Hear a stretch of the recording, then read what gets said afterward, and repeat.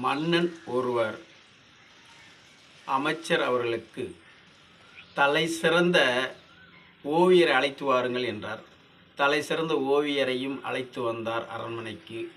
ஓவியர் மன்னா வணக்கம் என்று வணங்கினார். ஆகட்டும் ஓவியரே, என்னை தத்ரூபமாக வரையுங்கள் என்றால், ஆகட்டும் மன்ன என்று ஓவியர் சொன்னார். இன்னொரு அமைச்சர், ஓவியரை இப்படி வந்து மாட்டிக்கொண்டீர்களே என்றார். அந்த ஓவியருக்கு ஒன்றும் புரியவில்லை. இதற்கு முன்னால் ஒரு ஓவியர் வந்தார். மன்னனை தத்துருவம் வரைந்தார். மன்னனுக்கு ஒரு கண்ணு இல்லை என்பது உண்மை. அதை வரைந்ததால் மன்னன் கோபமுற்று அவரை சிறைப்பிடித்தனால் இன்னொரு ஓவியரும் வந்தார். அவரும் கேள்விப்பட்டு மன்னனுக்கு இரு கண்கள் இருக்கிற போல ஓவியம் வரைந்தார்.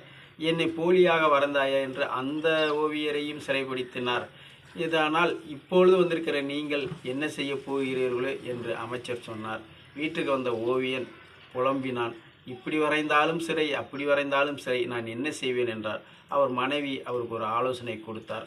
அந்த ஆலோசனைப்படி அந்த ஓவியர் ஒரு ஓவியத்தை வரைந்தார். அதில் மன்னன் ஒரு கண்ணை மூடிக்கொண்டு அம்பு எய்துவது போல அந்த ஓவியம் தீட்டப்பட்டிருந்தது.